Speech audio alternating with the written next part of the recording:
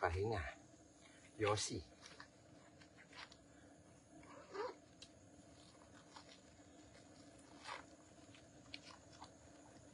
Tsaka yung basura nyo guys, tapon nyo, bitbitin nyo pababa.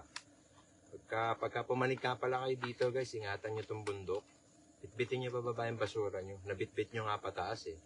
Lalo na't walang laman, pwede nyo na yung mga kalat-kalat. Bitbitin nyo na. Pababa.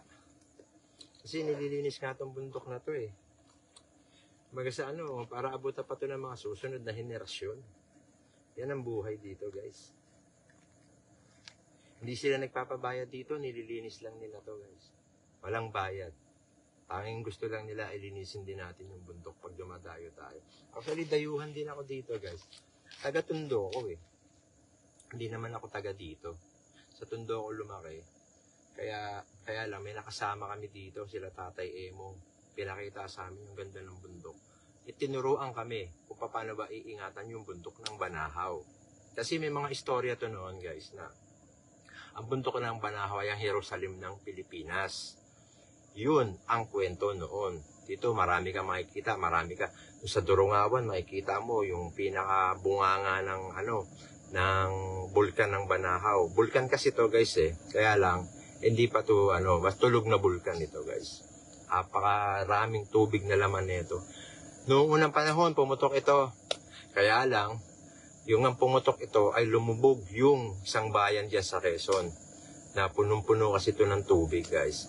Noong unang panahon, pumapanig kami rito, talagang 4 na waterfalls ang madadaanan mo papuntang Durungawan.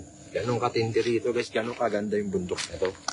Kaya lang sa pagdaan ng panahon, yung panahon na pinasok na to ng mga nag-i-excursion ba, iyon. Nasira tuloy yan. At iyon, muli nga itong isinara.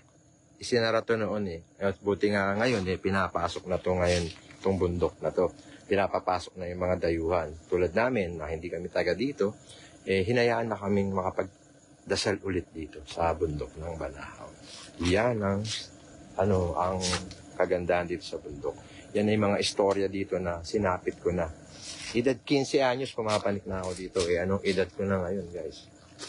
Ngayon, dinadala ko dito yung pamilya ko para makita nila kung ano ba ang meron dito. At paano ba igalang ang nature. Yan. Ang purpose kasi dito, guys, ay tunuturuan namin na ingatan yung kalikasan. Kasi pag nasira to, guys, wala na. Sira na talaga. Kawawa yung masusunod na henerasyon. Wala nang punong malalaki. Walang ilog na malinis na malalangoy yan. Tulad nito, sariwang hangin. Yan, guys. Kaya ingatan natin yung mga bundok. Kasi yan ang bumubuhay sa atin, yung bundok na yan. Pag yan nasira, kita mo, mga landslide, baha, kita mo, sunod-sunod na baha. Kasi wala nang punong pumipigil papunta ron sa Kapatagan. Kaya guys, yun. Umpisahan na natin na ingatan ng mga kabundukan, mga punong malalaki. Para wala tayong mga dilubyo, mga baha. Yosi lang muna ako guys. Yun lang, nag-yosi kasi ako. Pero bihira lang.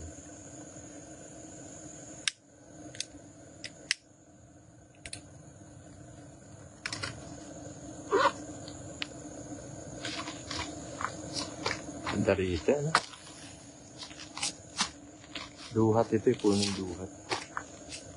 Kami bibidyo.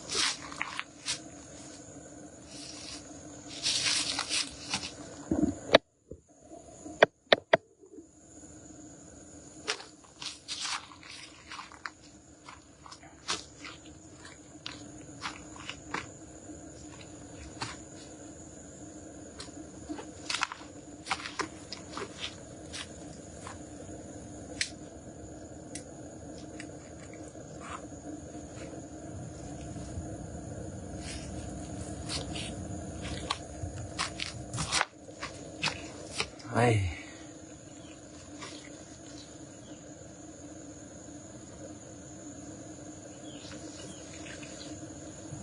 Pag nakapanig kayo dito, grabe.